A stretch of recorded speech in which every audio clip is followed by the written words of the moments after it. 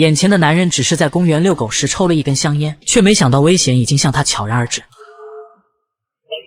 等警方赶到现场时，男人已经身中2枪，当场死亡，一枪击中了后脑勺，另一枪则打在了命根子上面。标志性的杀人手法，同样都是9毫米子弹近距离射杀。这已经是本周第2起谋杀案了，而且跟上次一样，并没有在现场发现目击者。哦，不对，这次算是有一位目击者吧。但有意思的是，2名死者都有相同的纹身。警探雷哥猜测这应该是某个帮派的标志。法医乐此不疲地向雷哥介绍起了死亡原因。可当他说到中枪部位时，雷哥下意识地护住了自己的宝贝。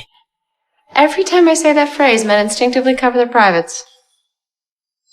而且凶手似乎与死者有着不共戴天之仇，因为当时开枪的距离非常之近。随后雷哥很快就查清楚了2名死者的身份，他们生前曾被起诉1级强奸罪，虽然受害年轻女性出庭指控，但法院却判他们无罪释放了。据当时负责这起案件的警探卡尔所说，因为当时被起诉的还有另外2人，他们4个人同为帮派成员，伙同作案。可是人家买通了 DNA 化验员，由于审判时无法通过 DNA 来确定任何一个人的身份，所以最后证据不足，陪审团只能将他们无罪释放。很明显，这个凶手就是在为受害者报仇。可咱就说，既然法律制裁不了恶人，人家通过自己的手段报仇似乎也没啥问题啊。但十分奇怪的是，当雷哥找到受害者时，他竟然也是刚刚才知道伤害自己的其中2个人被干掉了。而且看女人弱不禁风的样子，哪里会像是凶手呢？他还患上一种只有从战场回来的士兵才会得的病，那就是创伤后遗症。女人说着说着就委屈地掉下了眼泪。她还记得当时负责案件的卡尔警探答应会将那4个人绳之以法，可谁能想到连法律都制裁不了坏人呀。然而更可笑的是，如果想要抓到凶手，那就得保护好另外2名活着的强奸犯，凶手一定还会再次动手的。可雷哥刚找上其中一个男人，这小子就像见了鬼一样，撩得比什么都快。本以为耍点小聪明逃上观光车就好了，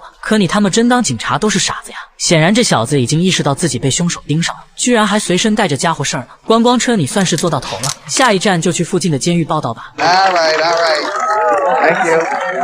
审讯时这小子很不老实，但可惜他遇上了雷哥，非法持有武器和拒捕，随便关你个3、5年就跟玩一样。眼见这小子还不打算配合，雷哥决定教育教育他，这次是手滑了，等会儿可就不好说了呀。接下来就到了你问我答的环节。男人将另外1名同伙的藏身地点供了出来，还说凶手可能是女人的哥哥，因为当时在法庭上男人扬言要干掉他们4个人。随后雷哥找到了他，可他2次案发时都有不在场证明。原来当时放狠话只是为了给妹妹出口恶气，后来确实通过一些手段恐吓过那4个人，但并没有真的动手。如今有人替妹妹报仇了，却可能因此被抓进监狱。他不理解这算是哪门子的公正啊？既然亲哥哥都不是凶手，兄妹俩又早就失去了双亲，那还有谁会为了女受害者报仇呢？直到雷哥通过弹道结果查到了涉案枪支的原主人，可没有搜查令也进不去啊。